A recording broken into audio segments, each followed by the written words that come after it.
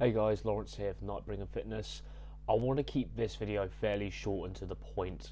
So we're going to cover how to structure handstand training. I'm going to talk a bit about why we might structure things in this certain way and what to actually practically do. I have done a handstands practice routine follow along that I will link in the comments, but here's a bit more on the why behind it and then what you might want to change or adapt in your own training. So first off, if we look at calisthenics as a whole, there's a kind of, I wouldn't say necessarily a flaw, but one of the drawbacks of it compared to other sports is it's very up to you, or in open terms, what you actually want to achieve with it. So for example, let's take powerlifting. In powerlifting, your goals are defined for you from the start. Increase the squat, increase the bench, increase the deadlift, lift as heavy as you can in those things over time, and that is the goal of the sport, right? Whereas with calisthenics, it's kind of like, well, what do you want to achieve? Do you want to be able to do 10 muscle ups? Do you want to be able to do a human flag? Do you want to be able to do planche push ups?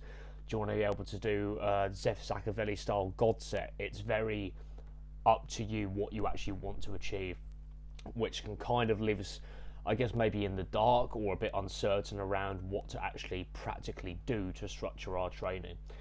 So with handstands, luckily for us, the goal is a bit more defined, where the goal is to, hey, do a handstand under pretty much any circumstances. From there, that can branch off into, handstand push-ups or into eventually doing the one-arm handstand. But luckily, the goal is fairly narrow for us, okay, which gives us a very smaller set of tools that we can possibly use, and therefore it's much easier to determine what to actually do next.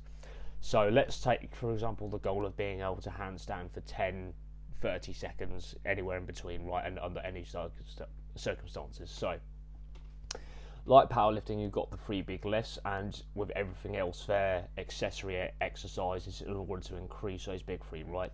So, in handstand training, we kind of have three different exercises or groups of exercises that we can go to. The first one is chest to wall variations. Second one is back to wall, back to wall variations, and then the third one is attempting freestanding handstands and attempts. And I would definitely say that the majority of your time should be spent on these three things, and it's kind of down to the where you're at currently in your handstand training to determine the kind of portions of each that should be in your training. So let's say, for example, you're going to do half an hour a day, 5-6 days a week, okay? And then you need to figure out, well, how much of each segment of my time do I want to be spending on this? If, for example, you're totally new for handstand training, you're just kicking up and trying and failing, which is exactly where I was at when I first started, then I would definitely suggest spending my camera keeps on topping over. Definitely spend the majority of the time on the wall with a metronome. You can get Google up on your phone, get Metro Timer. I use a free app called Metro Timer. You can download that, and as I said, it's free. It might try and sell you the upgrade, but in 4 years, I've never needed the upgrade. You're just getting a click that goes beep every second. Turning it into something quantifiable, because just like if you were lifting weights, even if you're only bicep curling 5 kilos at the moment, obviously, we kind of know instinctively, without even knowing anything about training, that over time you want to be lifting something heavier to get stronger, right? In handstands, it's more difficult to quantify because there's no numbers anywhere, so we need to put numbers on it by getting a metronome going, and then you can time yourself off the wall. So if you're totally new to handstand training, I would suggest 10 minutes back to wall variations, because that's the easiest one to actually start achieving balance in. 10 minutes chest to wall variations, because that will start building confidence of the idea of you're not going to have a wall behind you, or in front of you, I should say, depending on perspective. When we're upside down, it's a bit weird. And the idea of actually controlling the cartwheel out of a handstand, so bailing properly, and getting used to the fact that we don't want to be relying on the wall or the safety of a wall when we're actually kicking up into a handstand, right? And then the last 10 minutes of actually just kicking up and attempting, getting used to bailing correctly, falling correctly, and not hurting ourselves. And as you get better and better, you kind of start determining where your own current weak points are. And I would spend them. This is somewhat difficult to determine, because the good thing is you do have that solid end goal of, hey, I want to be able to achieve a 10-second, 30-second handstand, whatever it is. And you obviously can't bypass. You can't just say I want to achieve 30 seconds and then not achieve 10, right? So let's just go with 10 for this example. What I would suggest is filming your sets on your phone, use whatever, and really try and determine where your weak points are, which is somewhat beyond the scope of this video because it's just me sat here talking without doing demonstrations and that type of thing. But filming yourself and saying, okay, are my shoulders collapsing? Am I bending my arms? Don't worry too much about a bent back at this point, because that's something that will correct over time as you learn the handstand. Your back is going to be bent slightly at first. It's just how 99% of people learn it, and that's fine. It's much easier to. It's not too hard. For example, is a short way of saying it, to correct a banana handstand. The hard part is actually learning the balance. So don't worry too much about being perfectly straight, because neurologically, it's the same process as a child learning to walk.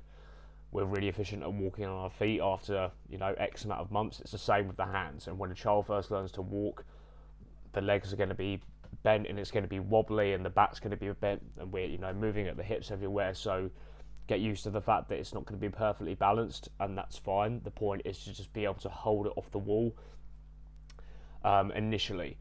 So I would say something first to aim for is to aim to get about 10 seconds off the wall, both feet off the wall, in your wall handstand training. And then when you can do that, start spending the majority of your time on the actual kicking up to handstand and being able to hold it freestanding. And then at that point, your wall becomes your improvement method, just to really nitty gritty work on technique, rather than the wall being like the big thing that you actually have to do before even thinking about doing a handstand. So I hope that roughly makes sense, depending on where you're at.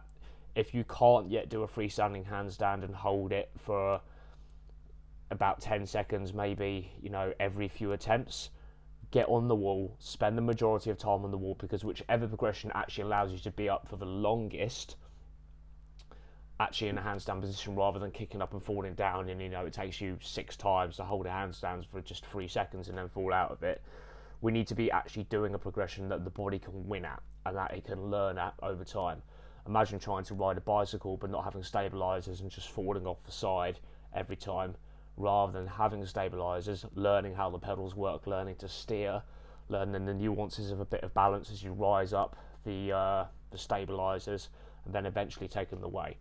Whichever progression your body can win at repeatedly is the best progression. So keep that in mind.